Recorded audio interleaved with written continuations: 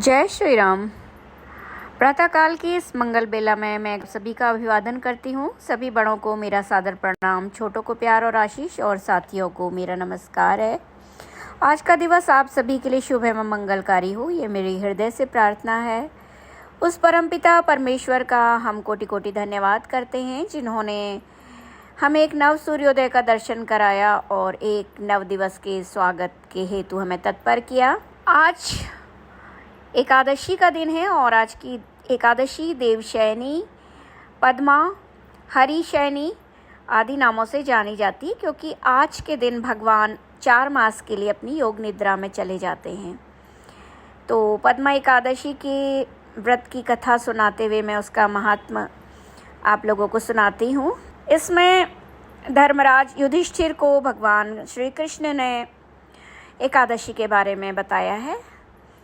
धर्मराज युधिष्ठिर बोले कि हे भगवान, आषाढ़ मास के शुक्ल पक्ष की एकादशी का क्या नाम है और उस दिन कौन से देवता की पूजा होती है तथा उसकी विधि क्या है, सो विस्तार पूर्वक कहिए।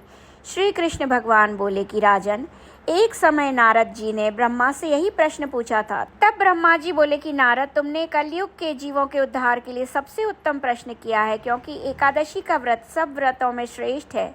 इसके व्रत से समस्त पाप नष्ट हो जाते हैं। इस एकादशी का नाम पद्मा है। इसके व्रत करने से विष्णु भगवान प्रसन्न होते हैं। मैं एक पौराणिक कथा कहता हूँ, ध्यान पूर्वक सुनो। सूर्यवंशी मानधाता नाम का एक राजा था। वह सत्यवादी, महान प्रतापी और चक्रवर्ती था। वह अपनी प्रजा का पुत्र की तरह पालन करता था। उसकी समस्त प्रजा धन धान्य से परिपूर्ण थी और सदैव सुखपूर्वक रहती थी। उसके राज्य में कभी अकाल नहीं पड़ता था। एक समय राजा के राज्य में अकाल पड़ गया और प्रजा अन्न की कमी के कारण अत्यंत दुखी रहने लगी। राज्य में यज्ञ होना बंद हो गए। एक दिन प्रजा राजा के पास जाकर प्रार्थना करने लगी कि हे राजन, समस्त विश्व की सृष्टि का मुख्य कारण वर्षा है। इसी वर्षा के अभाव से राज्य में अकाल पड़ गया है और अकाल से प्रजा मर रही है। हे राजन, आप कोई ऐसा उपाय बतलाइए जिससे हम लोगों का दुख दूर हो। इस पर राजा मानधाता बोले कि आप लोग ठीक कह रहे हैं, वर्षा के न होने से आप लोग बहुत दुखी हैं। राजा के पापों के कारण ही प्रजा को दुख भोगना पड़ता है। मैं बहुत सोच विचार कर रहा हूँ, फिर भी मुझे अपना कोई दोष नहीं दिखलाई दे रहा है। आप लोगों के दुख को दूर करने के लिए मैं बहुत यत्न कर रहा हूँ। ऐसा कहकर राजा मानधाता भगवान की पूजा कर कुछ मुख्य व्यक्तियों को साथ लेकर वन की ओर चल दिए। वहाँ वह ऋषियों के आश्रमों में घूमते घूमते अंत में ब्रह्मा के पुत्र अंगिरा ऋषि के आश्रम पर पहुँचे। उस स्थान पर राजा रथ से उतरे और आश्रम में आए।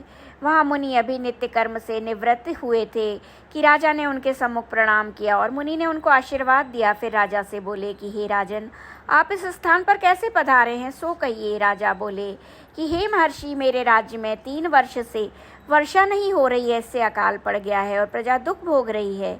राजा के पापों के प्रभाव से ही प्रजा को कष्ट मिलता है, ऐसा शास्त्रों में लिखा है।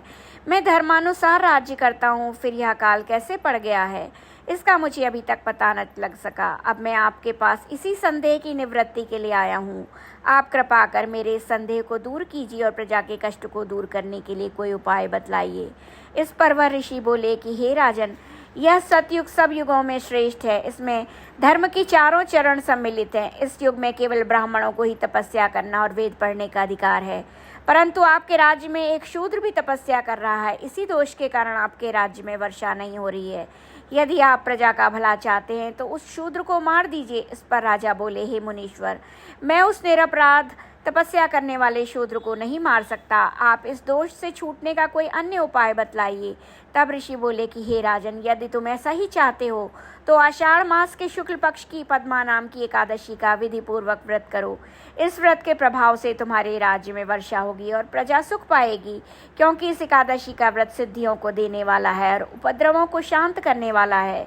मुनि के इन वचनों को सुनकर राजा अपने नगर को वापस आए और विधि पूर्वक पद्मा एकादशी का व्रत किया। उस व्रत के प्रभाव से राज्य में वर्षा हुई और मनुष्यों को सुख पहुंचा। इस एकादशी को देवशयनी एकादशी भी कहते हैं। इस व्रत के करने से विष्णु भगवान प्रसन्न होते हैं। अतः मोक्ष की इच्छा करने वाले मनुष्यों को एकादशी का व्रत करना चाहिए।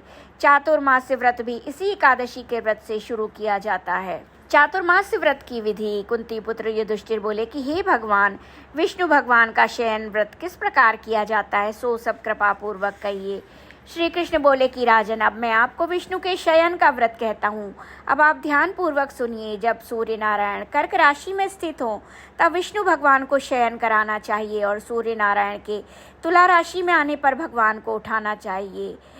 अधिक माह के आने पर भी विधि इसी प्रकार रहती है। इस विधि से अन्य देवताओं को शयन न कराना चाहिए। आषाढ़ मास के शुक्ल पक्ष की एकादशी का विधि पूर्वक व्रत करना चाहिए।